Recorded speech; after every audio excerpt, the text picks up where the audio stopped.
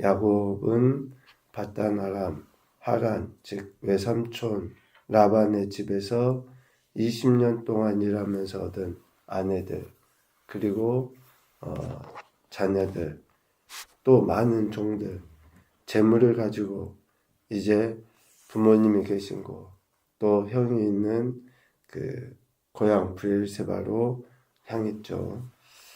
20년의 세월이 지났지만 형 에서에 대한 그 두려움, 에서가 자신을 죽일 것이다 라고 하는 그 두려움에 에서를 만나기 전에 사자들을 먼저 보내서 에서가 어떠한지 정탐하게 합니다.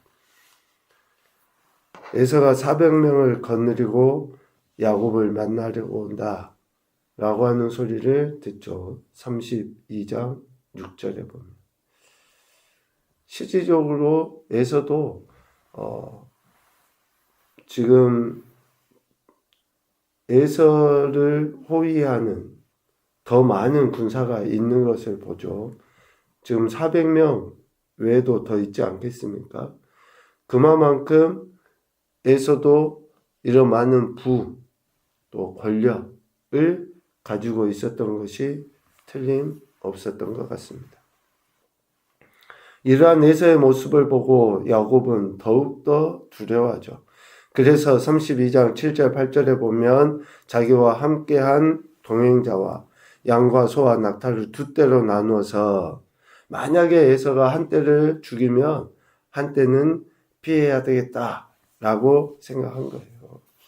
야곱의 이러한 생각들 또 이러한 행동들은 다분히 형 에서를 두려워하는 것도 있고 또 인간적인 그러한 마음이 강하게 나타났기 때문이다 라고 하는데, 야곱의 이러한 행태뿐만 아니라 한 가지 더 우리에게 보여주는 중요한 모습이 뭡니까?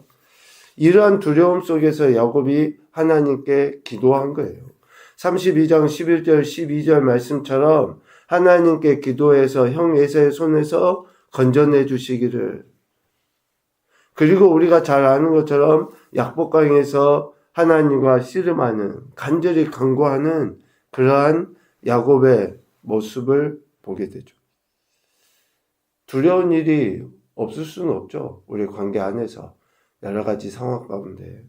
이럴 때 대부분의 사람들이 예수님을 믿는다고 하면서도 가장 먼저는 야곱이 먼저 드러내 보였던 인간적인 방법, 지혜를 동원하는 데에서만 그쳐요. 그리고 실질적으로 이 모든 일들을 이루시는 그 하나님께 기도하고 매달리는 것은 대부분 많이 하지 않는 것 같아요. 그러니까 잠깐 문제는 풀려지는 것 같고 잠깐 뭔가 해결되어서 위로는 받는 것 같은데 진정한 평안은 없어요. 하나님 주신 그 은혜는 실질적으로 누리지 못해요. 그러니까 말하는 것 같이 그냥 상처에 어떤 연고만 바르고 끝나버리는 거예요. 근본적인 처치, 하나님께 기도하고 하나님이 이루실 것에 대한 소망은 제대로 갖지 못하는 거죠. 야곱은 형 에서를 만나기 전에 이러한 인간적인 방법들 뿐만 아니라 하나님께 간절히 기도하죠. 그 기도에 대한 응답으로서 야곱이 아니라 이스라엘이라고 하는 새로운 이름, 새로운 정체성을 부여받게 됩니다. 32장 28절에서 이야기하는 것처럼 하나님과 및 사람들과 겨루어 이겼다. 하나님께서 지키시고 보호해 주신다라고 하는 그 약속의 말씀과 함께 형 에서와 화해될 것이라고 하는 그 약속의 말씀을 기도를 통해, 간구를 통해 받게 된 것이다 라고 할 수 있죠. 비록 치열한 이런 싸움, 간절한 기도를 통해 허벅지 관절이 어긋나서 걸음은 절게 되었지만 이제 새로운 정체성과 새로운 마음을 갖고 형 에서를 만나기 위해 나갈 수 있게 된 겁니다. 오늘 우리가 읽은 33장 말씀은 바로 에서를 만나는 그러한 장면을 잘 기록하고 있어요. 이스라엘이라고 하는 이름을 부여받은 이후에 이제 형 에서를 향해 야곱이 나아가죠. 상황은 바뀌지 않았어요. 오늘 33장 1절에 보면 에서가 400명의 정정을 거느리고 오는지라. 하나님 앞에 간구하기 이전에도 에서는 400명의 군대 장정을 데리고 야곱에게 향했고, 하나님께 기도하고 난 이후에도 에서가 400명의 장정을 거느리고 여전히 야곱을 향해서 오고 있어요. 그런데 이제 어떻게 야곱이 조금씩 바뀌어져 갑니까? 완전히 인간적인 생각이 없어졌다라고는 할 수 없어요. 오늘 본문에도 보면 여전히 야곱은 그 형 에서에 대한 좀 두려움 또 불신 있는 것을 보게 되죠. 1절 중반 이후에 보니까 야곱이 어떻게 합니까? 그의 자식들을 나누어 레아, 라헬 두 여종에게 맡기고, 2절 여종들과 그들의 자식들은 앞에 두고 레아와 그의 자식들은 그 다음에 두고 맨 마지막에 라헬과 요셉을 뒤에 두는. 그러니까 여전히 야곱 안에는 뭐가 있어요? 라헬과 요셉에 대한 편애함이 있어요. 그러니까 우리가 하나님께 기도하고 은혜 받았다고 하면, 또 그리스도인이 됐다고 하면 그냥 완전히 생각 자체가 세상적이거나 세속적이지 아니하고 완전히 하나님 말씀대로 그렇게 바뀌어지면 얼마나 좋습니까? 그런데 그렇지 못한 게 우리의 모습이에요. 야곱을 통해서 보게 되죠. 만약의 사태를 대비한 거예요. 아직도 버리지 못한 야곱의 이런 그 편애하는 것이라든지 또 형 에서에 대한 그 불신, 두려움이 있었던 거죠. 그런데 이제 이스라엘이라고 하는 은혜를 받은 야곱이 이러한 인간적인 방법만이 아니라 조금씩 담대하게 자신이 해결해야 될 것들을 헤쳐나가는 모습을 보게 됩니다. 3절에 보면 이제 그들, 즉 여종들, 자식들, 레아 자식들, 그리고 라헬과 요셉을 뒀잖아요. 이전에는 그들 뒤에 있었던 야곱이 이제 그들보다 앞서 나가요. 앞서 나가 몸을 7번 땅에 굽히며 그의 형 에서에게 가까이 나아갔다. 여전히 두려움도 있고 불신도 있지만 이제 야곱이 형 에서를 만나기 위해서 이러한 행동을 보입니다. 몸을 7번 땅에 굽혔다라고 하는 것은 얼굴이 땅에 닿을 만큼 몸을 깊이 숙여서 형 에서에 대한 경의의 표현으로 인사를 했다는 거예요. 그것도 한 자리에서만이 아니라 굽힌 상태로 계속 형 앞에 한 걸음씩 한 걸음씩 나아갔다라는 의미죠. 야곱이 이러한 행태를 보인 것은 여전히 불안하죠. 그렇지만 이제 형 에서를 만나야지만이 되는, 반드시 그 관문을 넘어야지만이 되기 때문에 야곱은 이러한 두려움 속에서도 형 앞에 나아갑니다. 그러할 때에 에서의 모습이 어떻습니까?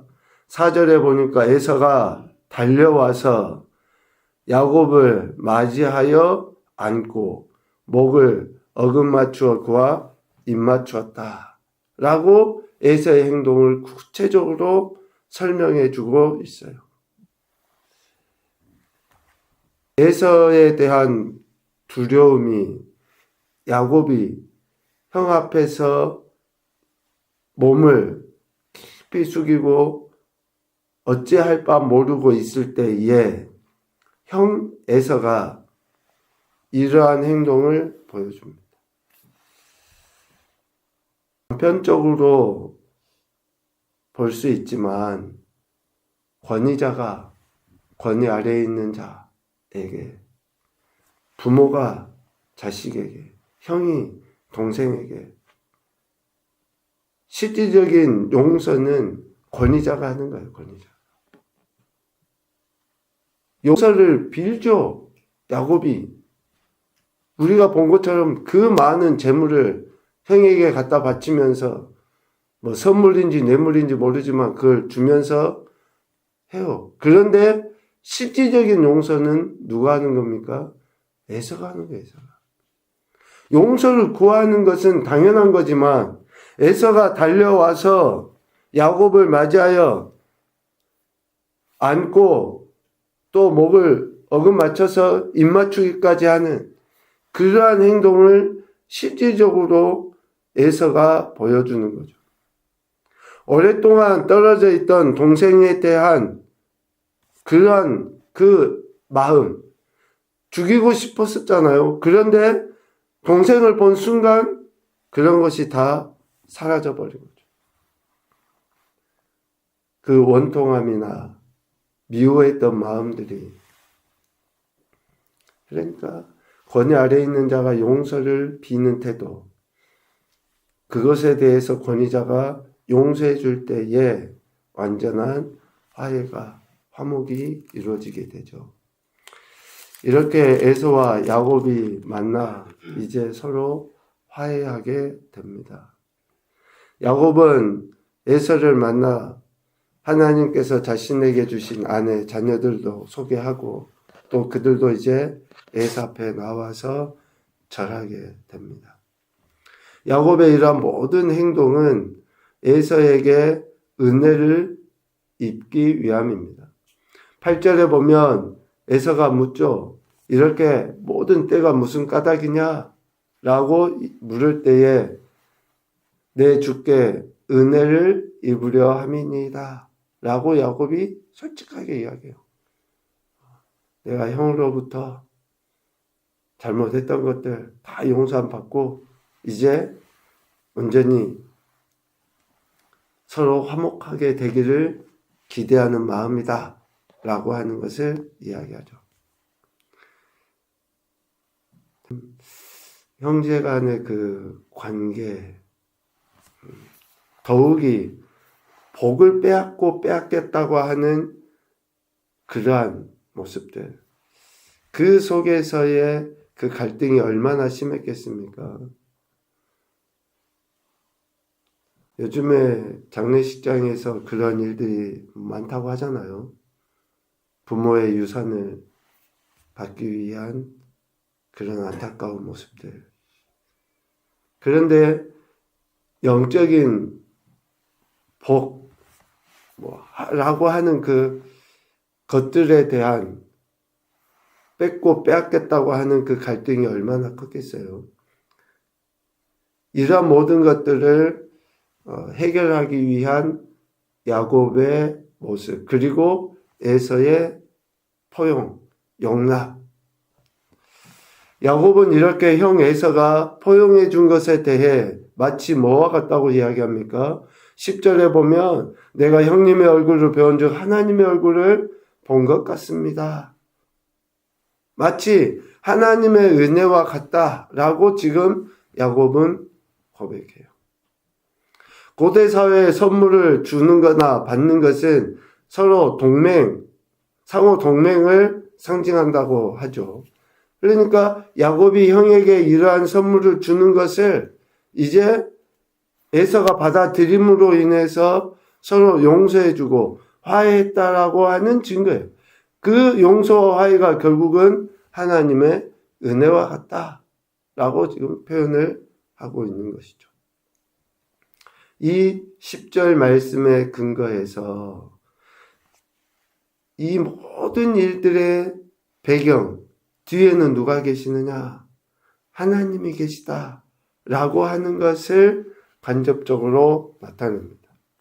하나님의 인도하심과 보호하심, 역사하심이 깔려있다라는 거죠. 야곱이 밧다람에서 브엘세바로 돌아가려 한 것도 하나님의 인도하심이었고, 또 브엘세바로 가는 도중에 하나님의 군대를 만난 것도 하나님의 인도하심이고, 특별히 야곱이 형을 만나기 직전에 약복강에서 하나님과 씨름하였던 것도 하나님의 인도하심이고, 하나님이 전적으로 야곱에게 대한 은혜를 베풀어 주신 것이 오늘 형 에서의 마음도 돌이켜 주신 것이고, 서로 그렇게 용서하고 용납하고 포용할 수 있는 길이 열리게 된 거다 라는 것을 지금 야곱은 이야기하고 있습니다. 그래서 우리가 이야기하는 것처럼 모든 관계의 중심에는 누가 있습니까? 하나님이 계시다는 거예요. 하나님이 모든 관계의 중심. 관계는 바로 사건을 이야기하지 않습니까? 모든 사건 가운데는 하나님이 중심에 계신다 라고 하는 것을 오늘 야곱을 통해서 다시 한번 확인해 볼 수 있는 거죠.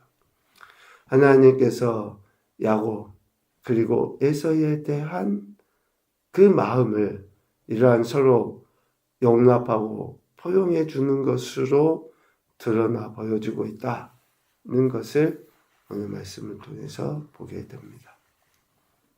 첫 번째 교훈으로 보면요, 관계 회복을 위해 한 걸음 더 나아가야 한다. 각자가 그런 거예요. 각자가. 어느 한 사람이 그렇게 하기를 기대해서는 안 됩니다. 두 번째, 하나님과 사람에 대한 사랑의 마음이 먼저여야 한다. 긍휼히 여기는 마음이 있어야죠. 특별히 권위자가 권위 아래에 있는 자들에 대한 마음이 있어야지 됩니다. 마지막으로 하나님의 인도하심과 함께하심이 은혜의 중심이라는 사실을 기억하자. 우리 신앙과 삶의 은혜는 어디로부터 옵니까? 하나님께로부터 와요. 하나님이 계시지 않는 은혜가 어디 있습니까? 그래서 우리가 늘 생각하는 것은 하나님의 말씀이 우리 가운데 있어야 된다고 하는 것을 늘 먼저 생각하는 것이죠. 오늘도 저와 여러분에게 구원의 은혜를 베푸실 뿐만 아니라 모든 관계의 핵심이 하나님이시다고 하는 것을 우리에게 가르쳐 주신 대로 그 말씀 의지하여 살아가시고, 특별히 5월 한 달을 모든 관계 안에 하나님 말씀 따라 순종하며 영광 올려드리시는 우리의 모습이 되시기를 주님의 이름으로 축복합니다. 아멘.